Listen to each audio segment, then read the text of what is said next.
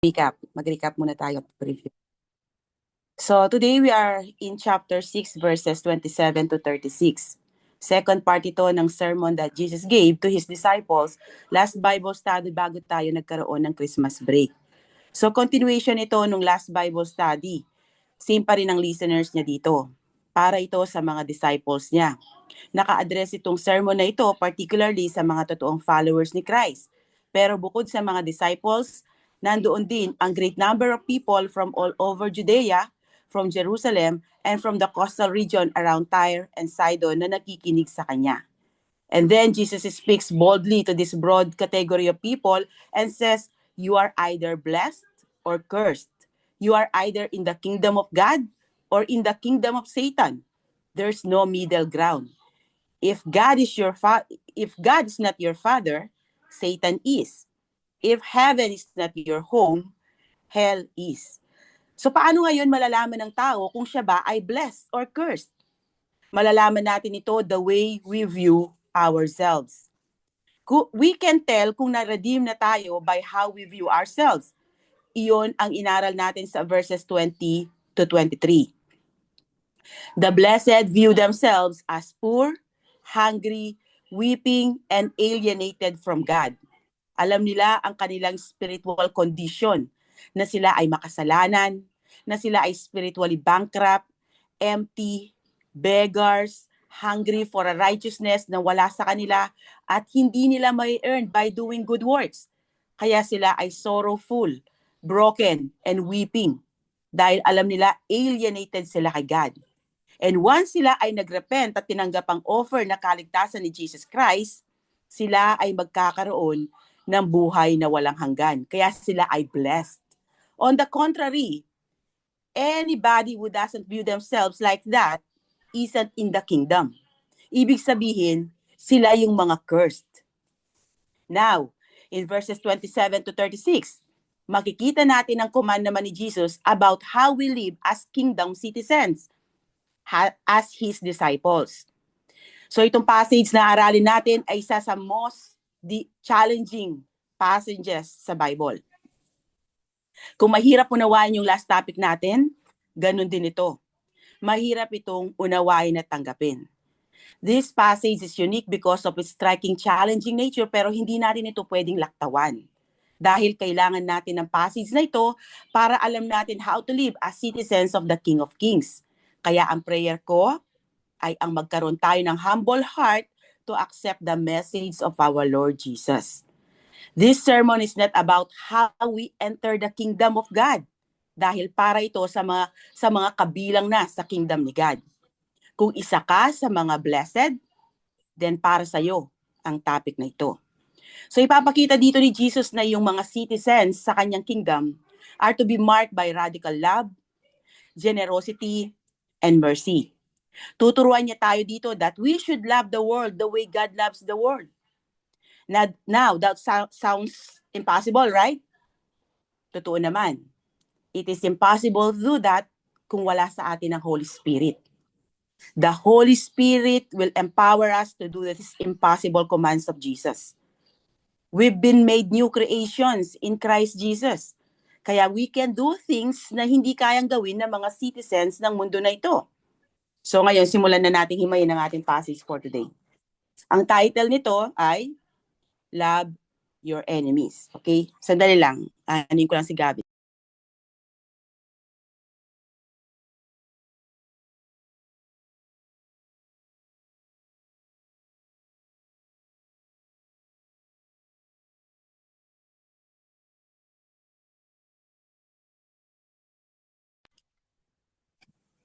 Okay? So, dito tayo muna sa verses 27 to 28. Sabi niya, but to you who are listening, I say, love your enemies. Do good to those who hate you. Bless those who curse you. Pray for those who mistreat you. So, tulad ng nasabi ko kanina, naka-address itong mga commands niya dito sa kanyang genuine disciples. Kaya nasabi niyang, but to you who are listening, I say. So, itong sasabihin niya dito ay intended for those who are listening and obey His word. Ito ay ang kanyang true disciples na nakita nating in-address niya sa previous verses sa Luke 6:17-20. Pakibasa, Kuya Gab. He went down with them and stood on a level place. A large crowd of his disciples was there. Looking at his disciples, he said, And then, nagbigay siya ng blessing and curse, di ba? Ngayon naman, tuturuan sila how to live as citizens of heaven. Ano ang gusto niyang gawin nila? Una, ang sabi niya, love your enemies. Love is the most foundational mark of a genuine believer in Jesus Christ. Una, siyempre, ang kanilang love kay God, which Jesus declared to be the greatest and most important principle in Scripture. At pangalawa, their love for fellow believers. This also marks Christ's true disciples. Along with loving God and fellow believers, Christians are also to love unbelievers.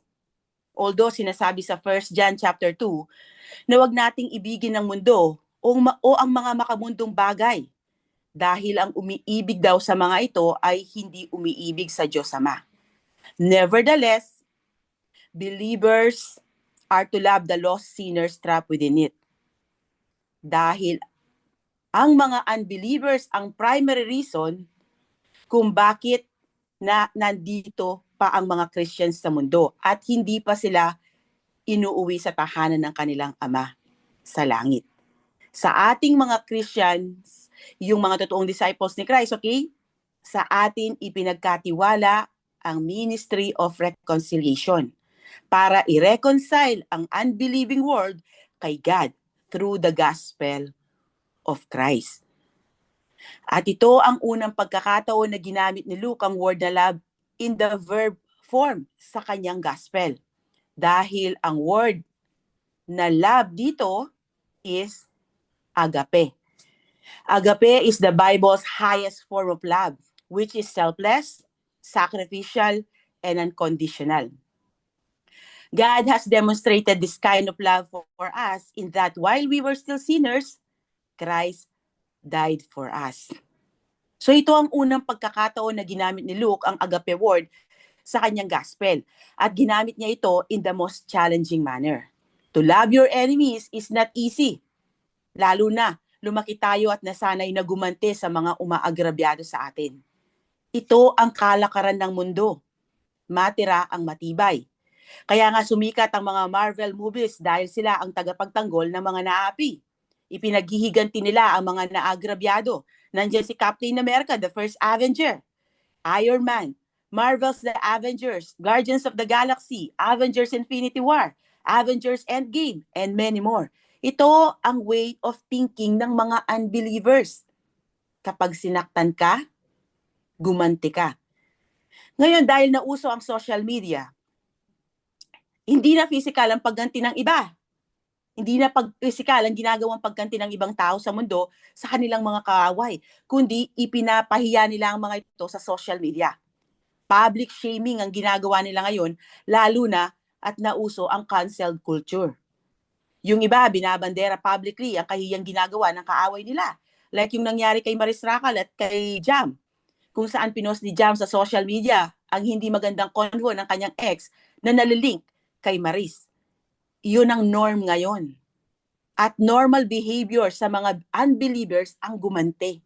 Ang saktan at any cost ang nanakit sa kanila. Sa mga Hudyo naman, it was a sin to love your enemy. Imagine niyo, nasa crowd ang mga Pharisees, scribes, priests, rabbis, and local synagogue rulers dito. And then sinabi ni Jesus, love your enemies. Para sa mga Hudyo, itong sinabi niya na ito ay immoral. It is ungodly, and it's not right to say that. Offensive yun sa kanila. Mahalin ang mga sumakop sa kanila, yung mga Romans, mahalin ang mga taong sumasamba sa mga Diyos-Diyosan, yung mga Gentiles, ito yung mga hindi Hudyo, mahalin ang mga taong hindi sumusunod sa kanilang mga man-made law at tradition, ito yung mga itinuturing nilang sinners na outcast sa kanilang society. No way, man. So makikita natin sa Talmud, ang primary source of Jewish religious law, ang turo ng mga Pariseo. Basahin natin, sabi. If a Jew sees a Gentile fallen into the sea, let him by no means lift him out of there.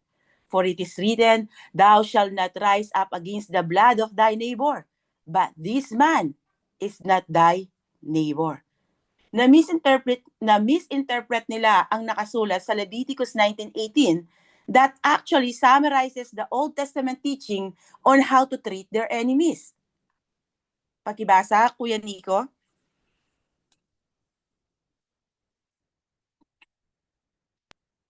Do not seek revenge or bear a grudge against anyone among your people, but love your neighbor as yourself. I am the Lord. So mali ang naging interpretasyon nila sa verse na ito.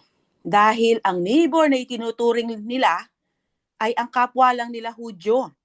Kung sila ay half-breed Samaritans or Gentiles, hindi nila itinuturing na neighbor ang mga yan. He's a Gentile? Let him drown. Para sa kanila, kasalanan ng tulungan ito. Para sa kanila, kasalanan ng i-rescue ang isang Gentile, ang isang hindi Hudyo. Kaya naman, itinama ni Jesus Christ ang mali nilang interpretasyon sa text na ito sa ibinigay niyang parable about sa Good Samaritan. Pakibasa, Ate Chloe, medyo mahaba to, 2 slide siya. The man wanted to justify his action, so he asked Jesus, "And who is my neighbor?" Jesus replied with the story. A Jewish man was traveling from Jerusalem down to Jericho, and he was attacked by bandits. They stripped him of his clothes, beat him up, and left him half dead beside the road. By chance, a priest came along, but when he saw the man lying there, he crossed to the other side of the road and passed him by. A temple assistant walked over and looked at him lying there, but he also passed by on the other side. Then a despised Samaritan came along, and when he saw the man, he felt compassion for him. Going over to him, the Samaritan soothed his wounds with olive oil and wine and bandaged them. Then he put the man on his own donkey and took him to an inn, where he took care of him. The next day he handed the innkeeper 2 silver coins, telling him, "Take care of this man. If his bill runs higher than this, I'll pay you the next time I'm here." Now which of these 3 would you say was a neighbor to the man who was attacked by bandits? Jesus asked. The man replied, "The one who showed him mercy." Then Jesus said, "Yes, now go and do the same." Pero ang lalaki dito na inatake ay Hudyo. Yung pare ay Hudyo at yung temple na nagtatrabaho sa temple ay Hudyo rin. Pero hindi siya tinulungan. Sino ang tumulong? Yung kino-consider nilang enemy, yung Samaritan. 'Di ba? So ngayon, ang neighbor na tinutukoy ni God dito is anyone in need. Hindi lang ang fellow Jews nila or kalahi nila or kasekta nila, kundi lahat ng taong nangangailangan ng tulong mo ay neighbor mo, kahit kaaway mo pa yan na maituturing. Kaya naman maraming Hudyo ang hindi matanggap ang mga turo ni Jesus dahil taliwas sila sa kanilang nakasanayan at paniniwala. Kaya shocking sa kanila na marinig itong command ni Jesus dito na dapat ibigin nila ang kanilang kaaway. For the Jews, this is absurd, incomprehensible, shocking, and unacceptable. Hindi nila kayang tanggapin ito. Ang sabi niya, love them, love your enemies. That's not normal. Exactly. Hindi talaga ito normal sa mga tao sa mundo. At itong supernatural love na ito ang magse-separate sa mga anak ng Diyos at anak ng Diablo. People outside the kingdom don't love their enemies. They basically hate their enemies. Pero taliwas ito sa turo ni Jesus Christ dito na dapat gawin ng kanyang mga disciples. They should show supernatural love na ibang-iba sa love na itinuturo ng mundo. Actually, hindi na bago itong itinuturo ni Jesus Christ na ito sa mga Jews na nakakaunawa sa scripture. Yun nga lamang, yung iba hindi nila naunawaan ito. Okay? So, basahin natin. Pakibasa, Ate Laika. Kung makita ninyong nakawala ang baka o asno ng inyong kaaway, kailangan isauli ninyo ito sa kanya. Meron pa sa Proverbs 25, 21, 22. Pakibasa, Ate Ses. Kapag nagugutom ang iyong kaaway, pakainin mo. Kapag nauuhaw, painumin mo. Kapag ginawa mo ito, mahihiya siya sa iyo at ang Panginoon ang magpapala sa iyo. But some arrogant Jews contradicted God's declaration in Deuteronomy 32:35 that vengeance belongs to Him. Pakibasa, Kuya Gab. It is mine to avenge. I will repay. In due time their foot will slip. Their day of disaster is near, and their doom rushes upon them. So nakita nyo, sa Old Testament pa lang, itinuturo na yan sa kanila na inulit lang ni Jesus Christ at ng ibang apostles sa New Testament. Pero tinwist ng mga religious leaders ng Israel ang mga commands na ito na hindi fitting sa kanilang panlasa. Kaya nga, ang anong tawag sa kanila ni Jesus Christ? Mga hypocrite. Di ba? So ang mga followers ni Christ, instead of seeking revenge, ganito ang dapat nyong gawin, sabi niya sa kanila. Do good to those who hate you, bless those who curse you, pray for those who mistreat you. So Jesus commands his followers to do a natural deed, unnatural words, and unnatural prayer that show how they love. So dun muna tayo sa unnatural deeds. Ang sabi niya, do good to those who hate you. Good is kalos. It refers here to doing things that will benefit one's enemies. At hindi pakitang tao lang ito, okay? Kundi talagang bukal sa puso mo at hinahangad mo ang ikabubuti ng kaaway mo. When believers love like that, they will overcome evil with good, as it is written in Romans 12:21 and 1 Peter 3:9. Basahin natin. Pakibasa, Kuya Nico. Do not overcome by evil, but overcome evil with good. So meron pa niyan sa 1 Peter 3:9. Pakibasa, Ate Chloe. Do not repay evil with evil or insult with insult. On the contrary, repay evil with blessing, because to this you were called so that you may inherit a blessing. So when believers face hatred, they are to respond by seeking the welfare of those who hate them. Sa ganoong way, mas tumitibay ang pagwi-witness nila sa mga unbelievers. Nagiging mas powerful ang supernatural message na dala nila dahil sa supernatural love na ipinaparanas nila sa mga kaaway nila. Dahil ang credibility ng gospel is at stake kung paano magre-react ang disciple ni Christ sa time na nasa difficult situation siya, sa time na pine-persecute siya. Bukod doon, dapat magkaroon talaga tayo ng evangelistic love sa mga lost souls para malid natin sila sa light ni Christ. So after ng unnatural deeds na inuutos sa mga believers, kung saan makikita sa kanilang mabubuting gawa ang kanilang supernatural love sa kanilang mga enemies, Christ's disciples must not only manifest love for their enemies by what they do, but also by what they say. So ito ang unnatural words, which is to bless those who curse you. Those who curse you are those who want to harm you in a religious sense. They want you to be cursed by God. At ano ang dapat na response sa kanila? Ano dapat ang maging response natin? Not retaliation. Instead na magalit tayo sa kanila, gantihan sila or murahin sila, i-bless daw natin sila. Ibig sabihin, say good things in response to their evil words. We want God to be gracious to them and bless them.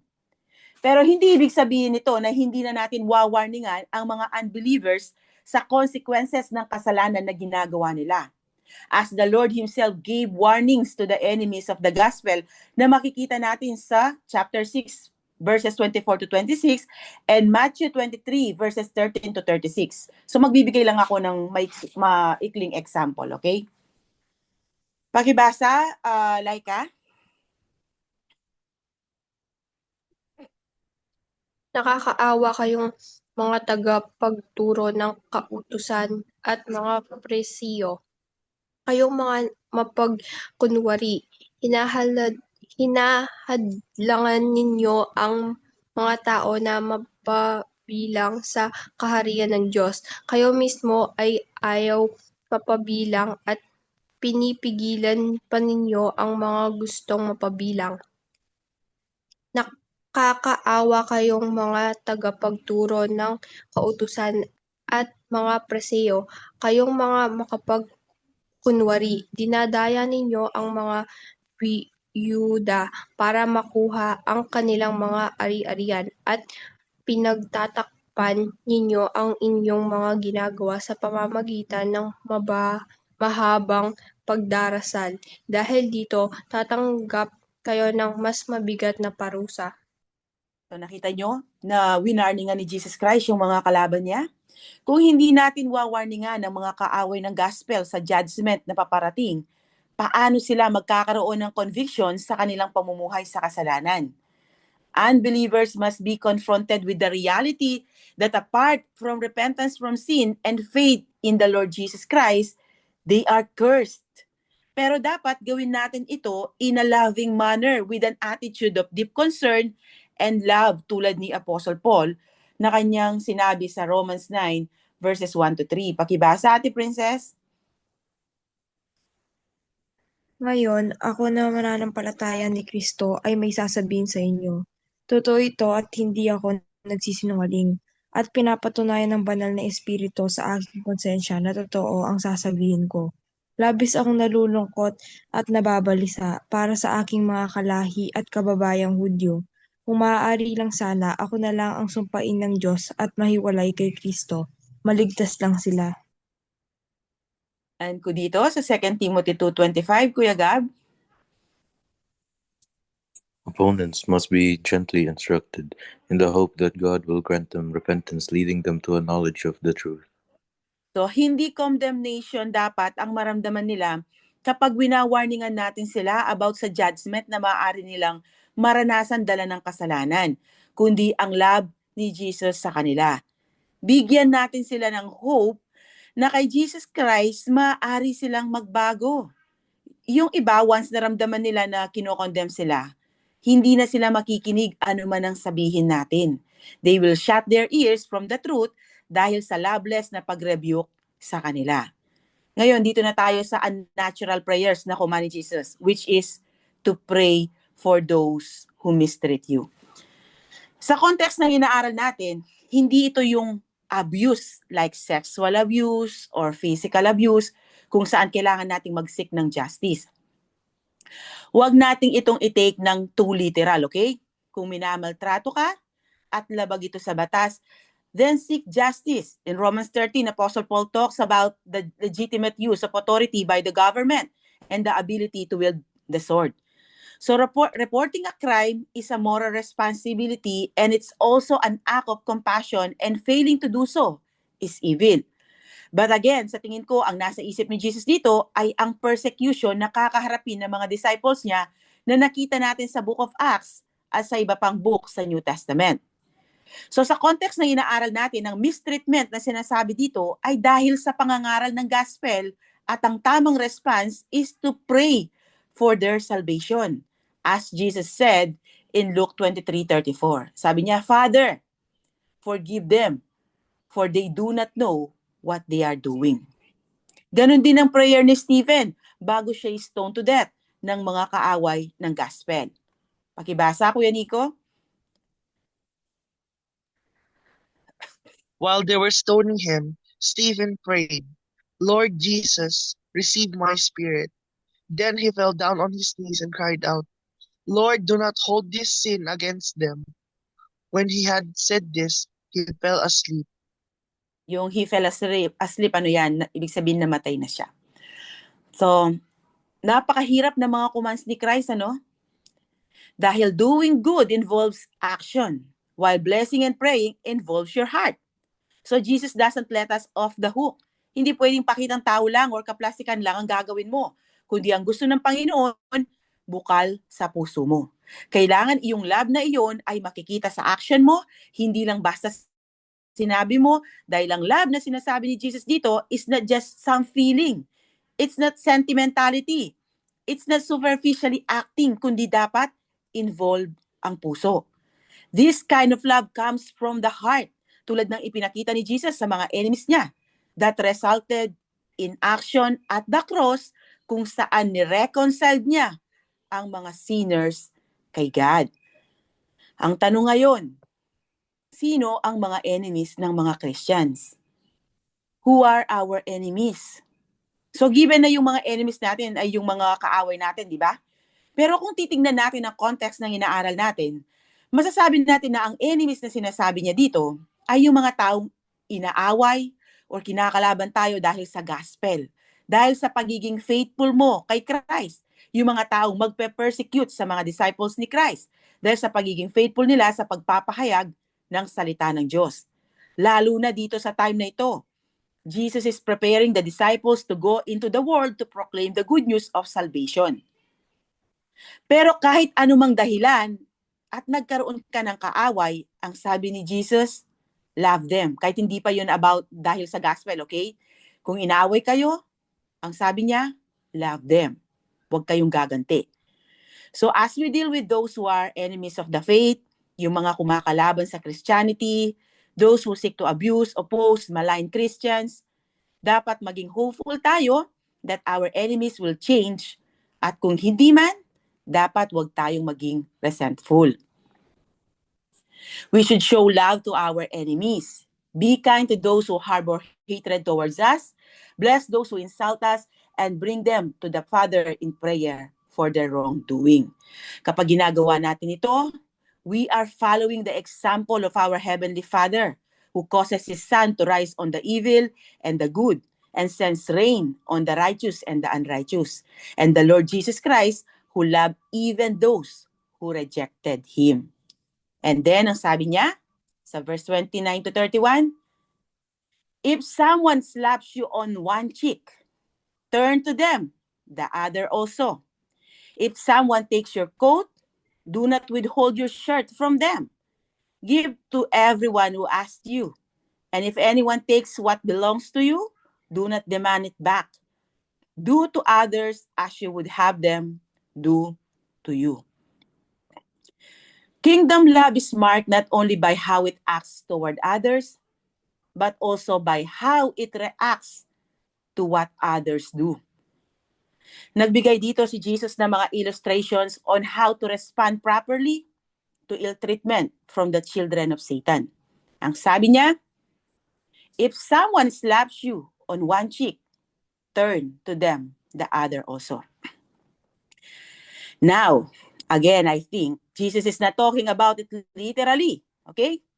So if you are out and about today and someone hits you on the cheek and then ibinigay mo pa ang kabilang pisngi mo, dahil lang sabi mo yun ang utos ni Jesus Christ, well, mali ka ng pagkakaunawa sa verse na ito. Huwag niyong gagawin yun, okay? Huwag niyong sasabihin, ay, Christian ako. Okay, ito pang sa pisngi, sampalin mo pa. Diba? Mali yun. Kaya wag niyong gagawin yun, okay? Hindi yun ang nasa isip ni Jesus dito. Hindi niya sinasabi dito that we never engage in self-defense or that we never protect ourselves from injury or death. Don't interpret this too literally. The command, whoever hits you on the cheek, offer him the other also, does not rule out the self-defense mechanism God has provided for self-preservation. Hindi ipinagbabawal ni Jesus ang kanyang mga followers to defend themselves if they were dangerously attacked. Makikita natin sa Gospel of John, chapter 7, na umiiwas si Jesus sa mga taong gusto siyang patayin. Though Diyos siya in human flesh, alam niya hindi siya mamamatay sa paraang hindi itinakda ng Diyos, pero hindi niya inilalagay ang sarili niya sa balag ng alanganin. At kung kailangan niyang tumakas or magtago, nagtatago siya hanggat hindi pa time na mamatay siya. So, ganun din tayo. Totoo, si God ang nagpe-preserve ng buhay natin, pero in times na nasa dangerous situation tayo, ipagtanggol natin ang ating sarili at all costs, lalo na kung nasa life and death situation kayo. Si Jesus nirebuke niya ang sumampal sa kanya at hindi niya ibinigay ang kabilang pisngi niya. So, basahin natin. Pagbasa, Kuya Gab. When Jesus said this, one of the officials nearby slapped him in the face. Is this the way you answer the high priest? He demanded. If I said something wrong, Jesus replied, testify as to what is wrong. But if I spoke the truth, why did you strike me? Nabasa natin, napakalinaw. Jesus did not turn his head and ask to be slapped again on the other cheek. Pero hindi rin siya gumante or nagalit at nagsalta ng hindi maganda sa ginawa sa kanyang mistreatment. Instead, he calmly pointed out yung injustice act na ginawa sa kanya sa verse 23. So, may kwento ako, no? So, many years ago, there was a successful boxer from Ireland who was converted to Christianity at naging traveling evangelist siya or yung mga evangelist, yung mga nangangaral ng salita ng Panginoon sa mission field. Yung iba sa, yung mga street preacher, ganon. Yung iba naman pumupunta sa liblib na lugar, sa mga malalayong lugar na hindi na aabot ng ibang sibilisasyon. Yung kung hindi malayo sa sibilisasyon, ganon. So itong Irishman na ito, na dating boxer, ay naging preacher nga. So one time, he was in a new town, at sineset up niya yung kanyang tent para sa kanyang gagawing pagpipreach. When a couple of hooligans ang tawag sa Irish word sa mga troublemakers or disruptors. So napansin ngayon ng mga to ang ginagawa niya. Hindi nila alam, okay, na dati siyang professional boxer. So they began insulting him. Talagang yung kung ano-anong sinabi sa kanya. Mga na minamak siya, ganyan. At wala siyang ginawa. He did nothing. Okay? Then isa sa mga hooligans ay naging marahas sa kanya and hit the boxer turned preacher on the side of the face. So the preacher still didn't say a word. Hindi siya gumante. But instead, iniharap niya ang kabila niyang pisngi para suntukin ulit siya nito. At yun nga, muli nga siyang sinuntok nitong hooligan na to. At that point, the boxer turned preacher quickly took off his coat. Inalis niya ang kanyang coat, ni-roll up niya ang sleeve ng kanyang long sleeve, at sabay sabing, "The Lord gave me no further instruction." At pinatumba silang lahat. You can hit me twice, but I'm coming after you. Bakit? Kasi wala naman sinabi dito, di ba? Si Jesus Christ na after kayong sinampal ng 2 beses, hindi naman niya sinabing wala na kayong gagawin, di ba? O inano siya, o after nun, ginawa na siya. Ginantihan niya. Nakakatuwa, di ba? Yung ginawa niya. Pero hindi yun ang inuutos ni Jesus na gawin natin. Kaya nga hindi natin pwedeng i-take ito ng literal, yung too literal, okay? Ang sinasabi ni Jesus dito. Maaaring ang sinasabi ni Jesus dito ay hindi literal na sampal, but an insult. Dahil mababasa sa Matthew account na sinabi doon na right cheek ang sinampal. Basahin natin. Pakibasa, Kuya Nico. But I say, do not resist an evil person. If someone slaps you on the right cheek, offer the other cheek also. Slap on the right cheek is a backhanded slap. Ibig sabihin, likod ng kamay ang ipinangsampal. At sa mga Hudyo, form of insult yun. So magkaroon muna tayo ng konting pag-aaral sa kultura ng mga Hudyo para maunawaan natin kung bakit form of insult ang backhanded slap. So in Jesus' culture, people were right-handed. Wala silang ibang option dahil itinuturing nilang unclean ang kanilang left hand. So ang kanilang left hand ang gumagawa ng lahat ng maruruming bagay. Okay? Kaya kung sinampal ka ng isang Hudyo sa kanan, yung kanan mong pisngi, ibig sabihin ng ginamit niya ay ang likod ng palad niya. Backhanded slap yun. Okay? Yan. And that slap was given as an insult to that person. Yung ordinaryong sampal ay insulto na yun sa kanila, pero lalo na ang backhanded slap. Hindi lang to insulto. Demeaning ito. Kumbaga yung talagang parang minamak ka niya. Mababang tingin niya sa'yo. Dahil ito ay reserved sa mga slaves. Kaya mababasa sa kanilang book, the Bava Kama Mishnah. Ito yung traditional Jewish interpretation of the law na malaki ang fines nito. Nakalagay doon, if he slap another on the cheek, he must give him 200 dinars. If he slap him on the cheek with the back of his hand, ito yung kanyang likod ng palad, which is more degrading than a slap with the palm, he must give him 400 dinars. Nasa book ng mga ano yan, Hudyo. A backhanded slap required a payment of 400, the same amount as for spitting on someone, yung pagdura sa isang tao, katumbas niya. Okay, yung pares yung fines. It was more than violence. It was degrading. It was humiliating. Dahil itong sampal na ito ay reserved sa mga inferior sa kanila or slave. Sa kultura nila, reserve ang palm nila sa mga equals lang nila. Yung ka-same level nila, okay? Yung parehas mo ng status. At yung likod ng palad naman ay sa mga mabababa sa kanila or slaves nila.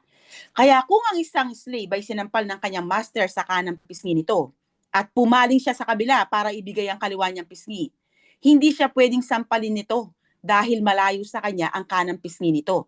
At hindi naman niya pwedeng gamitin ang kaliwang kamay dahil para ibigyan ito ng backhand slap.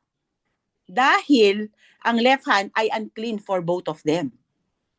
Kaya sa kultura nila, sa time ni Jesus, kung sinampal mo ang equals mo sa likod ng palad mo, pang-aalipustay yun sa kanya. Dahil para mo nang sinabi na ka-level niya ay ang mga slaves. Kaya itong sinasabi ni Jesus dito is more of an insult than physical injury. And if persecution is the primary thing in the mind of our Lord Jesus Christ, that slap elsewhere in early Christian refers to exclusion from the synagogue. At alam natin na marami ang mga early Christians ang na-excommunicate because of their preaching of Christ. Many of Christ's followers were dishonored, insulted, cursed, and ostracized or cut or excluded from a group or society. At yung iba nga, di ba, na martyr pa. It was more about the insult than the physical injury ang tinutukoy dito. Pero pwede rin naman na totoong sampal itong sinasabi ni Jesus dito, tulad ng ginawa sa kanya to insult him. But whether literal na sampal man yan or metaphor lang, ang point dito ni Jesus Christ is when you are insulted for preaching the gospel, kung ininsulto ka, nakatumbas ng backhand slap sa right cheek mo, then don't retaliate. Tanggapin mo ang pang-iinsulto ng taong iyon. Malay mo sa ginawa mong pananahimik sa kabila ng ginawa niya sa'yo, maakay mo siya sa Panginoon. Instead na gantihan mo ang pang-iinsulto na ginawa niya, long for that person to be converted. So pray for that person to be converted. Tulad ng ginawa ni Jesus and Stephen. They prayed for those who killed them dahil sa gospel. The second illustration is similar to the first one. Sabi niya, if someone takes your coat, whether by force or legal action, okay, do not withhold your shirt from them. So sa time nila, karamihan sa mga tao, meron lang silang isang coat or balabal or cloak na nagsisilbi din nilang kumot sa gabi. Kaya naman nagkaroon ng batas sa Old Testament about dito. Basahin natin. Pakibasa, Ate Chloe. If you take your neighbor's cloak as a pledge, return it by sunset, because that cloak is the only covering your neighbor has. What else can they sleep in? When they cry out to me, I will hear, for I am compassionate. So to keep a person's cloak would constitute serious abuse in the Old Testament. But when that happens to Christ's followers, ang sabi niya, do not retaliate. Hindi dapat sila gumante. But instead, do not withhold your shirt from them. Yung cloak or coat ang outer garment or panlabas na nagsisilbing balabal. And the tunic or shirt was worn next to the skin. Equivalent ito yung mga panloob natin ngayon. Okay? So now again, we cannot take this illustration too literally. Because if we were always giving people stuff, we would have no stuff. Magiging hubad na tayo and have no money even for our food to survive. At hindi na rin tayo makakapag-contribute sa mission. Jesus here is talking about being generous. Pinapakita nito ang willingness natin to go beyond what is expected from us. Demonstrating selflessness and trust in God's provision. Holding our possessions lightly. Kung nabubuhay ka with your eyes focused on eternity, hindi mo hahawakan ang possession mo ng mahigpit. Hindi ka magiging madamot. Hindi mo ipagkakait ang tulong na kaya mong ibigay sa iba. If you recognize that you live for another world, magiging generous ka sa kapwa mo. We must hold our possession loosely. Huwag tayong masyadong mahigpit sa worldly resources na ibinigay sa atin ng Diyos, kundi gamitin natin ito para sa furtherance ng kingdom ni Christ. You will never go wrong in doing good. So mamaya malalaman nyo kung bakit ko nasabi ito, okay? Ngayon, dito na tayo sa third illustration, which is being willing to give to everyone who asks for of you takes place in the context of borrowing and lending. Sabi niya, give to anyone who asks you, and if anyone takes what belongs to you, do not demand it back. Sa Matthew 5:42, ang sabi, give to the one who asks you, and do not turn away from the one who wants to borrow from you. Ang context nitong give to anyone who asked you is iyong taong lumapit sa iyo para humingi ng tulong ay may legitimate need. Since Scripture condemns laziness and idleness. Basahin natin. Pakibasa, Ses.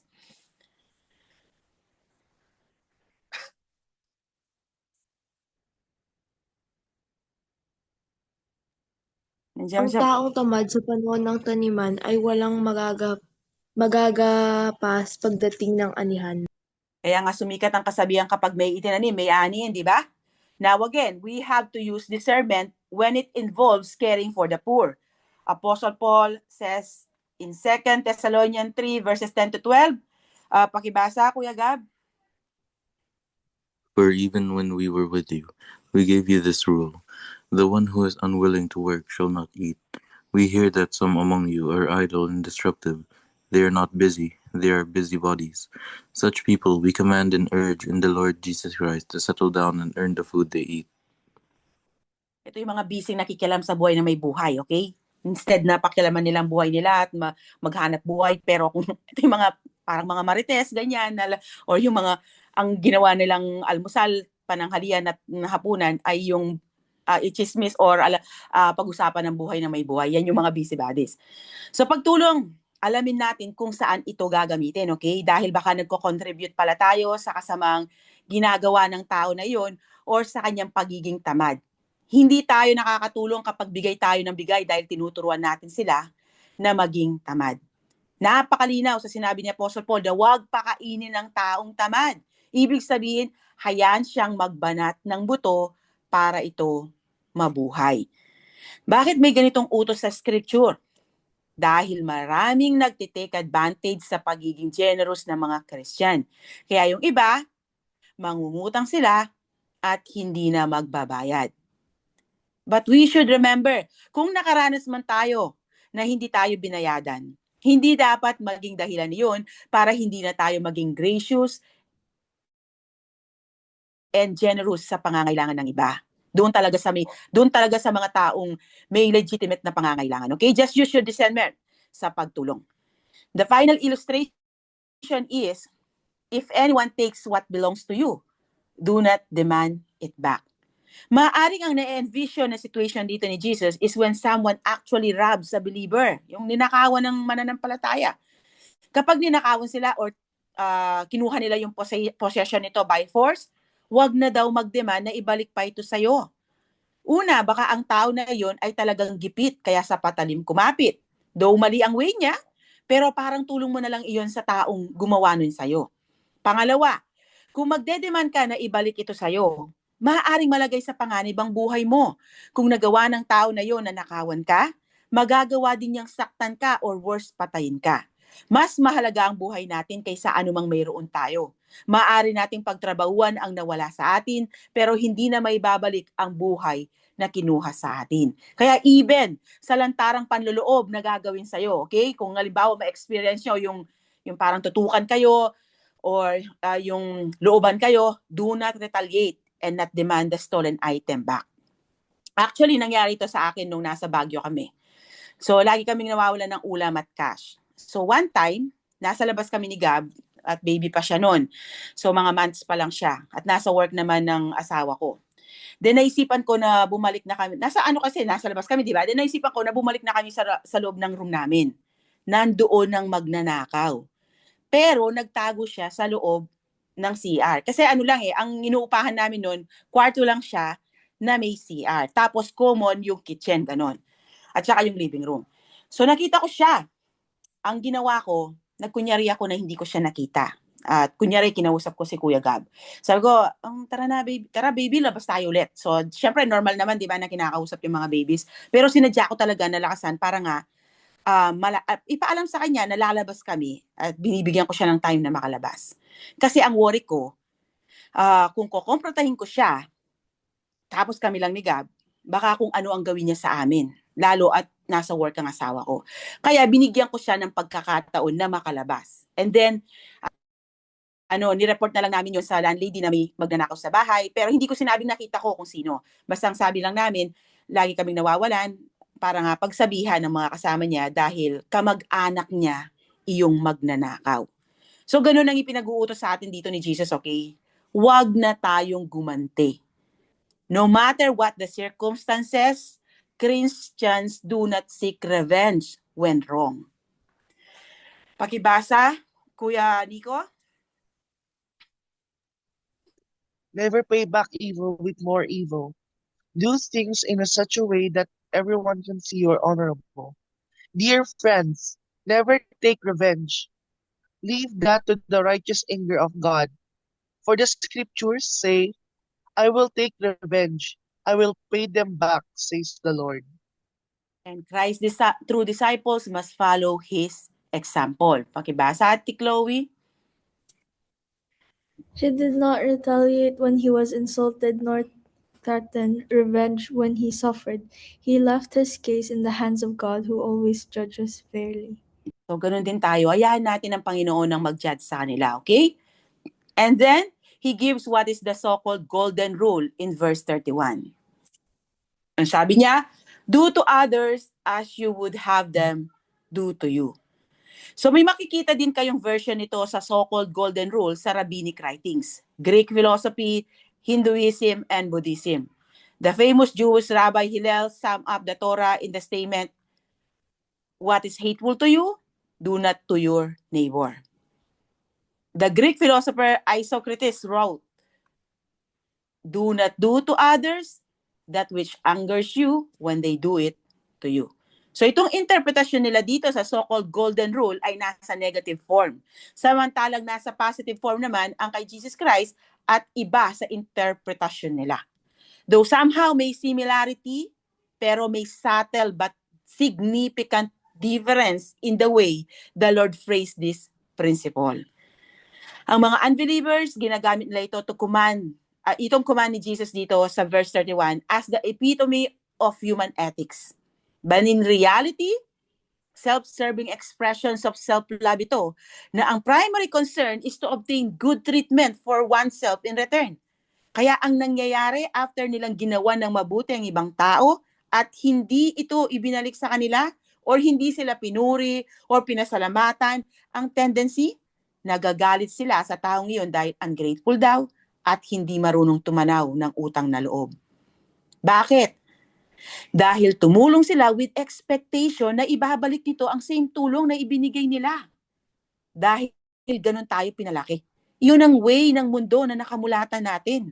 Pero hindi yun ang ibig sabihin ni Jesus sa pagsasabi niyang, do to others as you would have them do to you.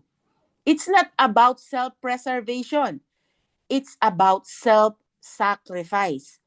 It's about giving ourselves to other people for their good kahit hindi nila ito kayang ibalik sa atin or wala silang kakayahan na ibalik nila ang favor na ito sa atin. Or kahit sila ay mga kaaway natin. And that is consistent with the character of God who was active in His grace, who was merciful and kind even to the ungrateful and wicked na mababasa natin later on sa verse 35. Ang best example dito ay yung Good Samaritan na tinulungan ng isang Hudyo na itinuturing nilang mortal enemy.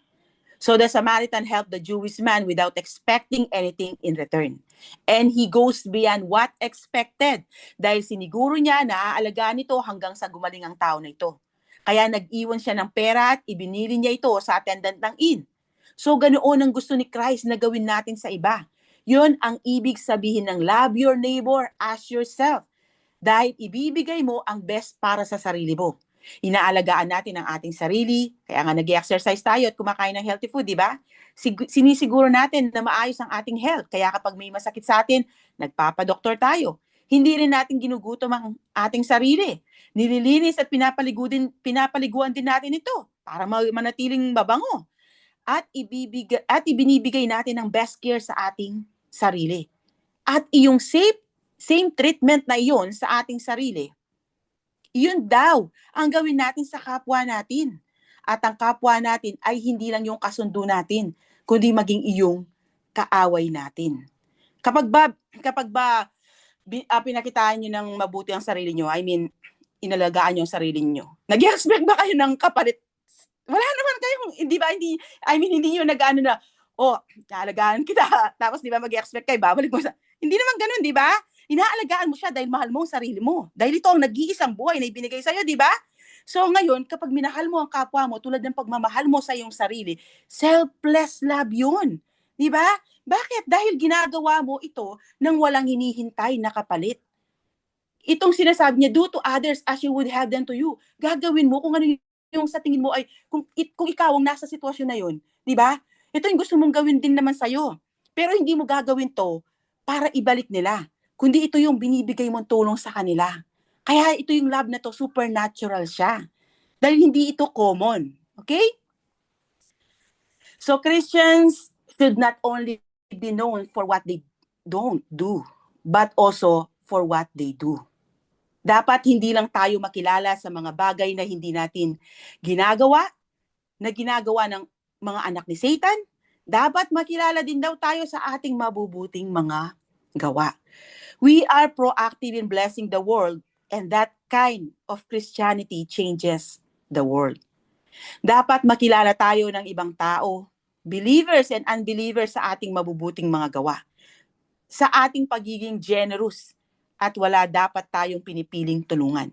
Kung may kakayahan tayo na tumulong, mahirap man yan or hindi, close man natin or hindi, even yung taong itinuturing tayong enemy, tulungan natin kung kailangan niya ng tulong natin. Hayaan natin ang ating mabubuting mga gawa ang magsalita para sa atin. Hindi natin kailangang ipagtanggol ang ating sarili sa paninira ng iba. Let our good works speak for us. Live out your faith, and people will see the Christ in you. At dahil doon, they will glorify your Heavenly Father. And then Jesus gives us some contrast with the love of the unbelievers in verses 32 to 34. Ang sabi niya, if you love those who love you, what credit is that to you? Even sinners love those who love them. And if you do good to those who are good to you, what credit is that to you? Even sinners do that. And if you lend to those from whom you expect repayment, what credit is that to you? Even sinners lend to sinners, expecting to be repaid in full. Sinners refers to unbelievers, those outside of the kingdom of God. Their love is reciprocal. They love those who love them. Kaya nasabi niyang, if you love those who love you, what credit is that to you? Even sinners love those who love them. Sa Matthew 5:46, ang sabi niya, if you love those who love you, what reward will you get? Are not even the tax collectors doing that? Kung concerned ka lang sa mga taong concerned din sa'yo, kung love mo lang yung love ka, anong buti nun? Anong reward ang makukuha mo doon? Basically, wala kang ipinagkaiba sa mga unbelievers dahil ibinabalik mo lang yung natanggap mo. Kahit ang mga sinners, like ang mga despised tax collectors sa time ni Jesus, ay ganoon din ang pakikitungo sa kapwa nila sinners. Ano ngayon ang ipinagkaiba mo sa kanila? Wala. So after niyang ibigay ang mga extraordinary commands niya sa mga previous verses, dito naman ibinigay niya ang paliwanag kung bakit ganun dapat ang ating pakikitungo sa mga unregenerate, unloving sinners, and enemies of the gospel.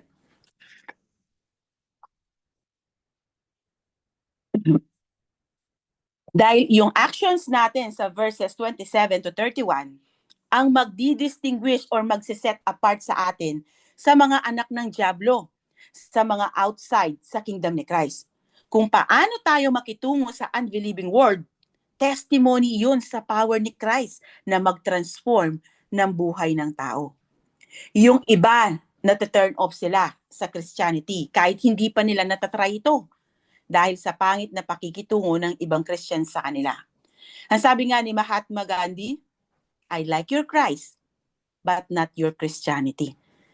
Bakit niya nasabi yun? Most likely, hindi niya nakita ang buhay ni Kristo sa mga Christians na nakasalamuha niya. Huwag naman sanang tayo ang maging dahilan para i-reject ng iba ang gospel bago pa nila ito marinig. And similarly, and if you do good to those who are good to you, what credit is that to you? Even sinners do that. I'll scratch your back if you scratch mine. Tutulungan kita kung tutulungan mo rin ako in return. Ang sabi ni Jesus, kung ganyan ang attitude natin sa pagtulong, hindi ka naiiba sa mga unbelievers who are only good to those who are good to them.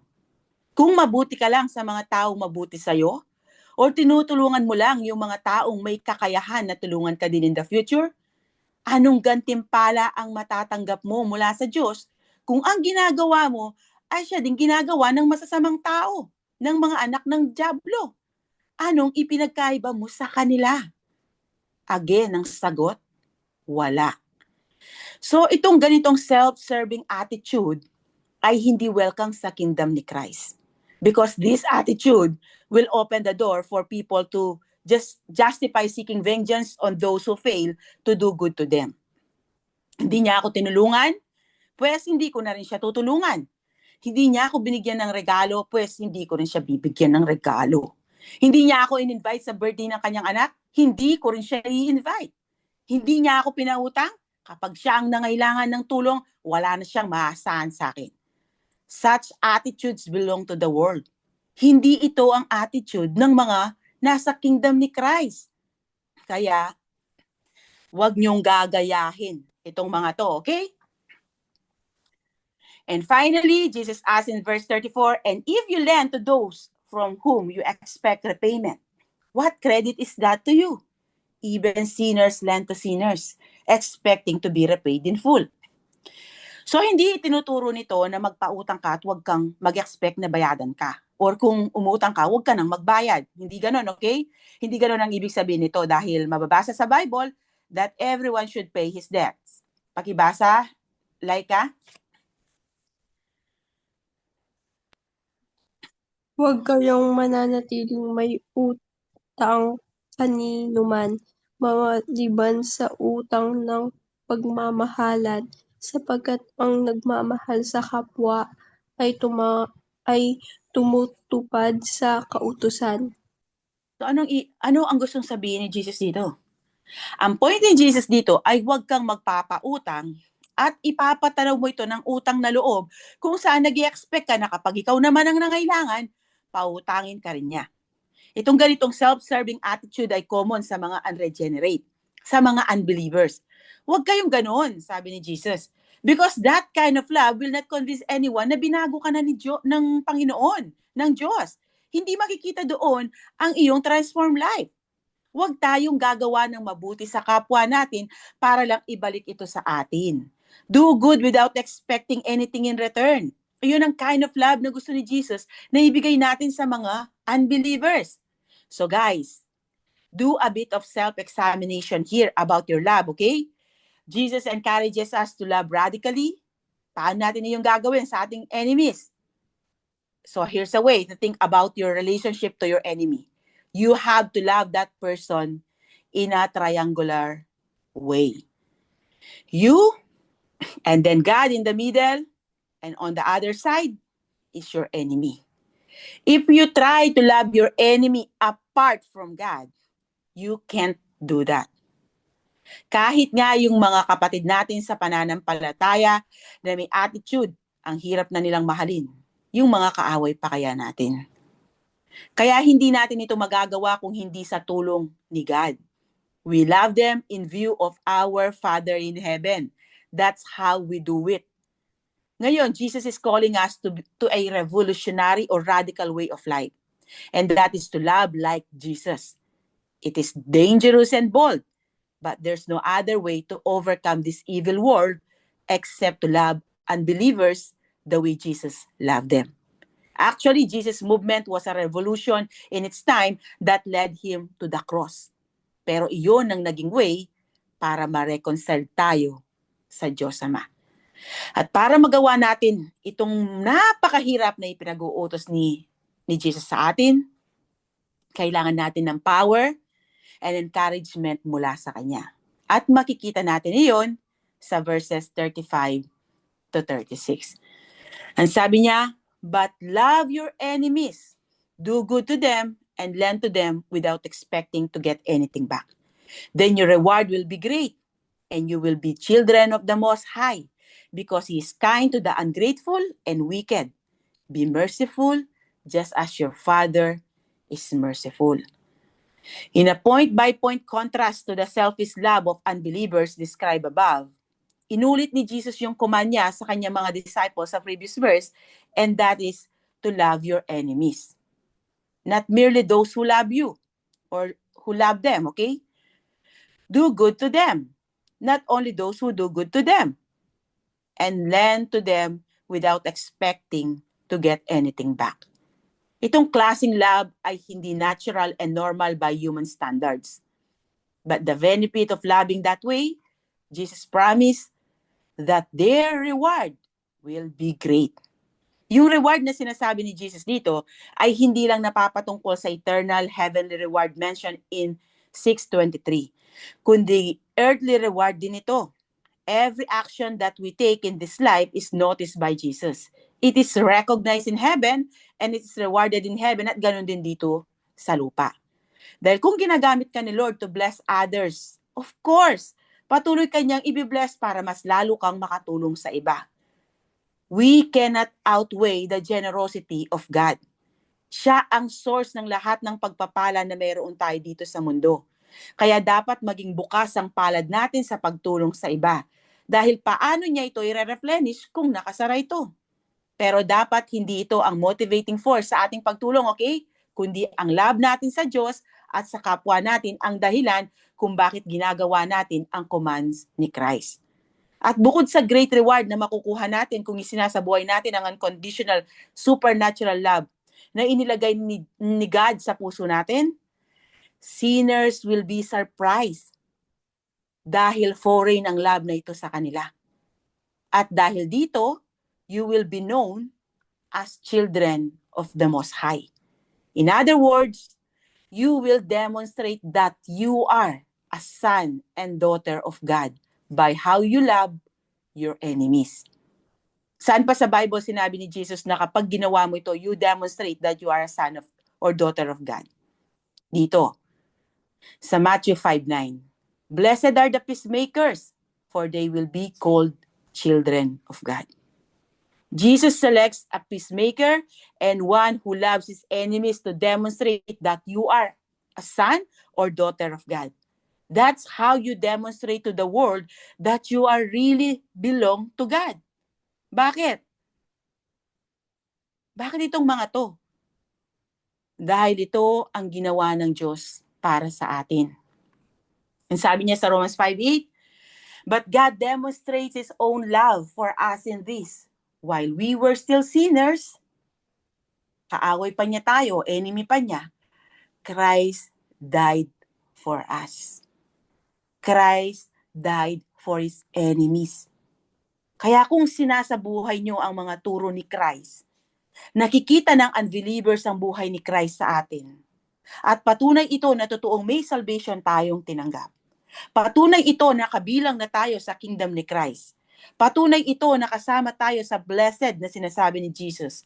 At patunay din ito sa claim ng gospel na may power ito to supernaturally transform those who believe in Jesus. Remember, we cannot change ourselves kahit gusto mo, kahit ano pa ang gawin mo. Ang sabi sa Jeremiah 13:23, Can an Ethiopian change his skin or a leopard his spots? Neither can you do good who are accustomed to doing evil. Yan ang nature ng tao. Sinful. Kaya hanggat hindi tayo binoborn again ni God, hanggat hindi niya pinapalitan ng puso nating bato, hindi tayo makakasunod sa mga ipinag-uutos niya. Though itong mga commands niya ay napaka-imposibleng magawa natin kung ang standard ng mundo ang ating magiging sukatan. Pero dahil nasa atin na ang buhay ni Christ, kaya naman magagawa natin ang mga ito. Not by our might, nor by our power, but by the power of the Holy Spirit within us. It requires faith to believe this. Sa Luke 17, after sabihin ni Jesus sa kanyang mga apostol na dapat ang pagpapatawad ay walang katapusan, inisip ng mga disciples na ang command niya ay napakahirap gawin.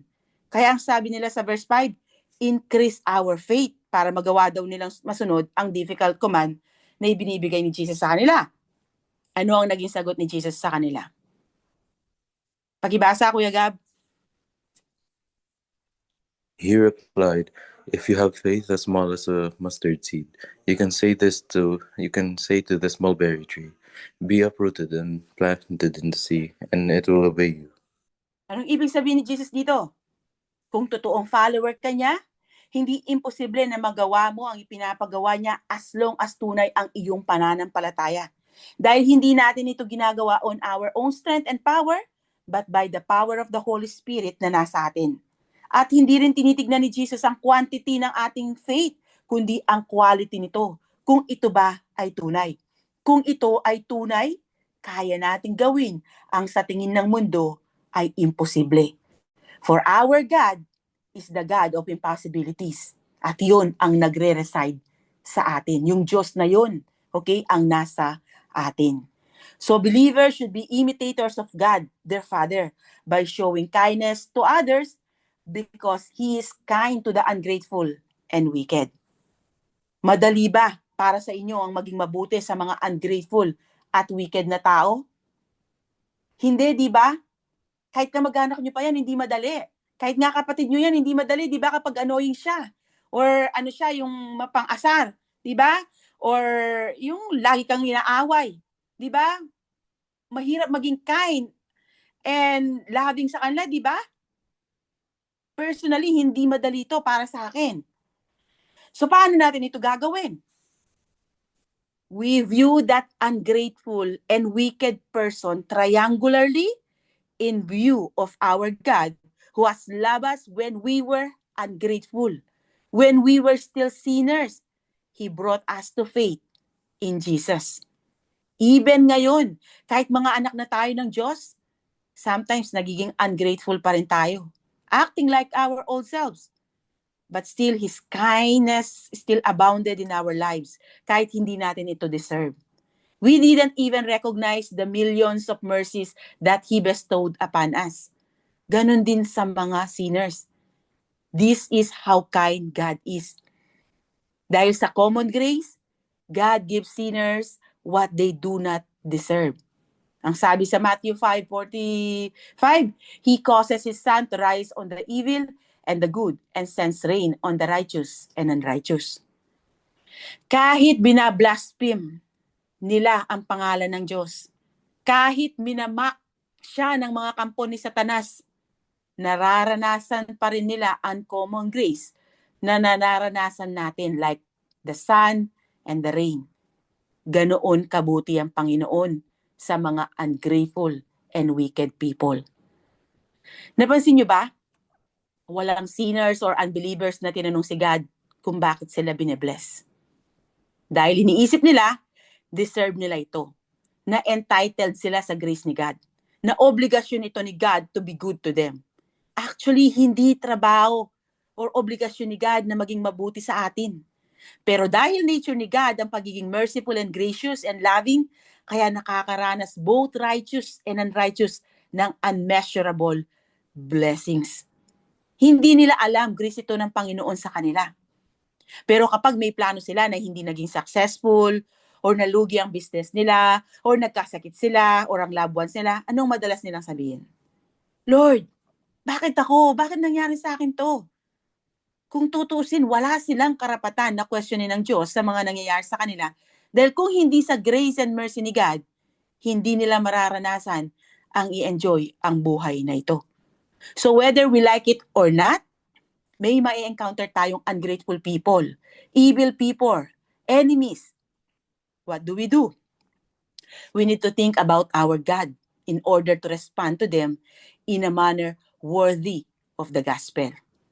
And in our last verse, be merciful just as your Father is merciful. Christ's disciples also demonstrate kingdom love when they are merciful, just as their Father is merciful. Our God is merciful. Makikita natin ito all over creation. Sa Psalm 145, mababasa doon how good our God is to all He has mercy over all that He has made. His mercies, that lamentation says, are new every morning. At kapag dinemonstrate natin ang mercy and kindness na iyon sa mga ungrateful and wicked people, we glorify our God. Di ba nga madalas nilang sabihin like father, like son? Ganon din, dapat tayo kung totoong anak tayo ng Diyos.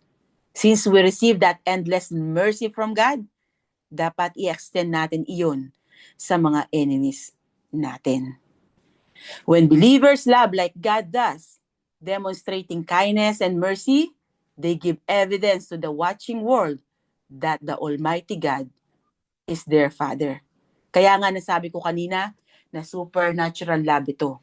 Dahil magagawa lang natin ito through the power of the Holy Spirit na nasa atin. So dito na tayo sa ating takeaway point. So Jesus teaches a radical, countercultural way of living rooted in love, humility, and generosity. By loving enemies, refusing retaliation, and giving freely, believers reflect God's mercy and demonstrate His kingdom values in a broken world. So maraming salamat sa pakikinig. Dito nagtatapos ang ating lesson for today. Na-pray na marami kayong natutunan at sana i-meditate nyo ang ating pinag-aralan ngayon. And kung may time kayo, panoorin nyo ulit ang ating recorded video para mas maunawaan nyo pa ito. Okay? So, glory to God and God bless everyone. Thank you po, Tita Grace. Thank you po. Okay.